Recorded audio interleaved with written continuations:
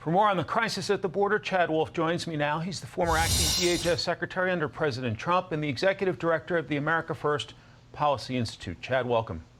Yeah, thank you for having me. What's your reaction to the latest headlines coming from our southern border?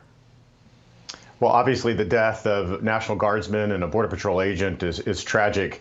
I agree with Tom Homan. Those flights and the type of capability that they give us is absolutely critical. So not only have they done those in the past, but I assume they'll continue those types of operations as that border is very difficult to patrol. But look, the crisis is ongoing. And as you indicated, we're coming upon the spring season. Those numbers and the illegal apprehensions will start to surge. And they'll start to surge because there's not a policy in place down along that border that is deterring the illegal behavior. President Biden's taking some pushback for the way he refers to the alleged murderer of nursing student Laken Riley. Let's play it. Laken Riley, an innocent young woman who was killed by an illegal, an undocumented person. And I shouldn't have used illegal. It's undocumented. What do you make of that walk back? Well, what they should be more focused on is actually stopping the crisis along that border and less concerned about the terminology. But look, the term alien is in Title 8 of the U.S. Code. The term illegal alien has been used by the Supreme Court. It actually defines what an alien is when they cross into the country illegally. So this idea that it's somehow derogatory, it's not derogatory, it's in law.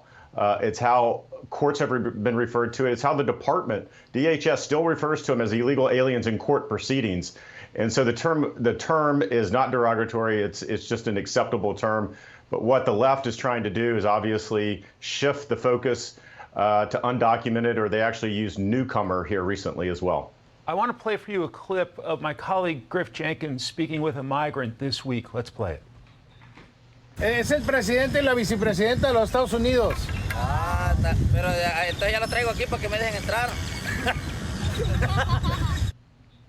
Wearing a Biden-Harris campaign shirt. What do you make of that? Well, again, I mean, not only do the migrants, but the cartels and the smugglers, they all watch what's going on here in the United States, and they know that under this administration, their likelihood of getting across that border and released into American communities has been as high as it's ever been. And so, of course, they're going to be proud of that. That's what they want to do. They know they're abusing the asylum system to get across the border and be released. And so it doesn't surprise me that they are looking for President Biden to give them more and more access to the United States.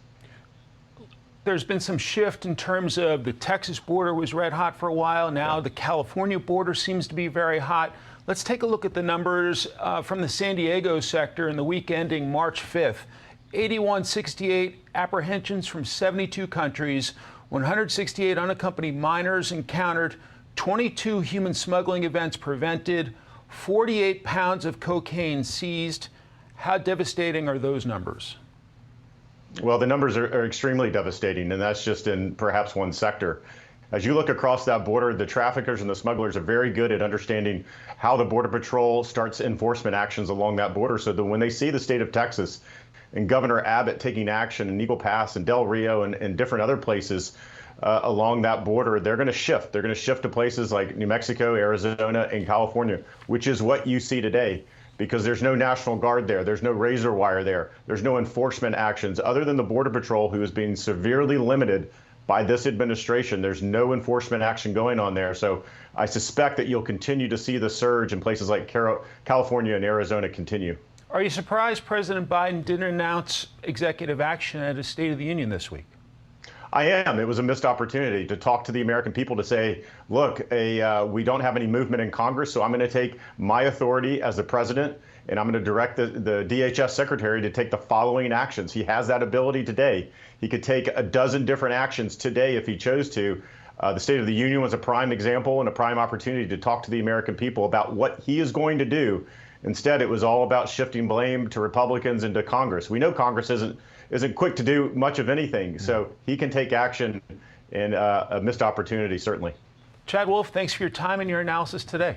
Hey, Sean Hannity here. Hey, click here to subscribe to Fox News YouTube page and catch our hottest interviews and most compelling analysis. You will not get it anywhere else.